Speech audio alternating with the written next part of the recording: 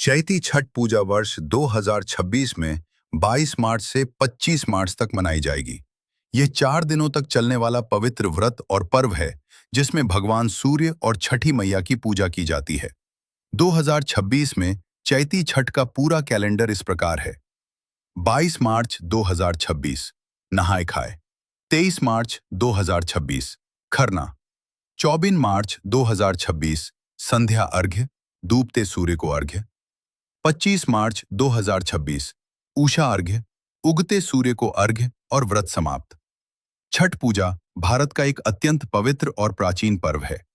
ये मुख्य रूप से बिहार, झारखंड, पूर्वी उत्तर प्रदेश, नेपाल के तराई क्षेत्र तथा भारत के अन्य हिस्सों में रहने वाले पूर्वांचल के लोगों द्वारा श्रद्धा और भक्ति के साथ मनाया जाता है। छठ पूजा साल में 2 बार मनाई जाती है। चैती छठ चैत्र मास में, कार्तिक छठ कार्तिक मास में।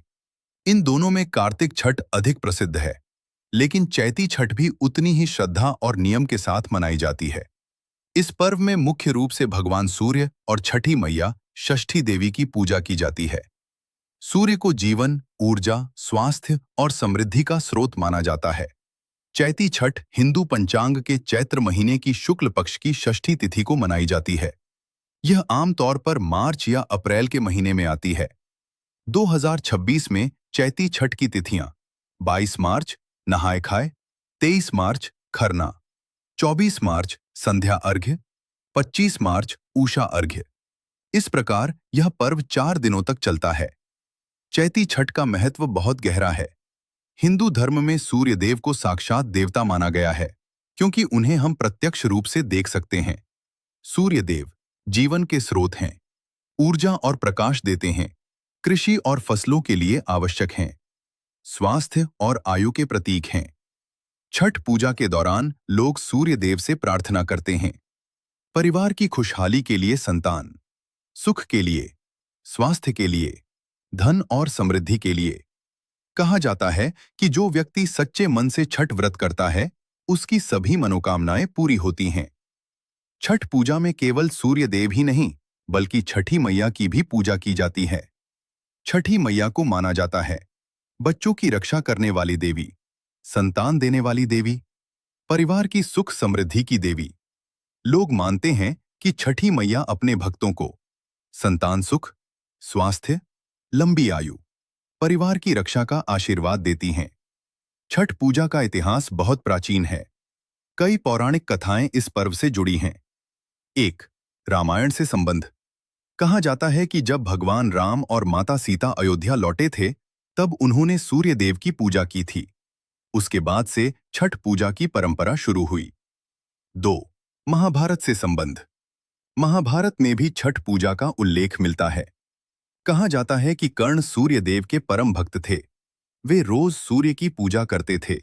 इसी कारण छठ पूजा की परंपरा मजबूत हुई। 3. द्रौपदी की कथा।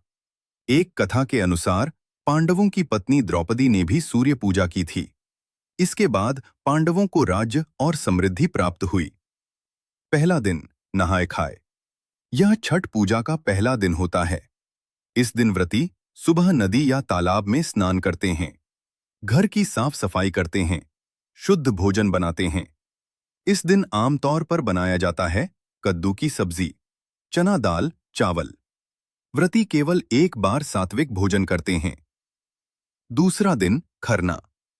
खरना छठ पूजा का दूसरा दिन होता है। इस दिन व्रती पूरे दिन उपवास रखते हैं। शाम को पूजा के बाद व्रत खोलते हैं। खरना का प्रसाद गुड़ की खीर, रोटी, केला। इस दिन के बाद 36 घंटे का निर्जला व्रत शुरू होता है। तीसरा दिन संध्या अर्घ्य। यह छठ पूजा का सबसे महत्वपूर्ण दिन होता है। इस दिन लोग नदी या तालाब के घाट पर जाते हैं, डूबते सूर्य को अर्घ्य देते हैं। पूजा के दौरान फल, ठेकुआ, नारियल, केला, गन्ना अर्पित किया जाता है। घाटों पर बहुत भव्य दृश्य होता है। चौथा दिन उषा अर्घ्य।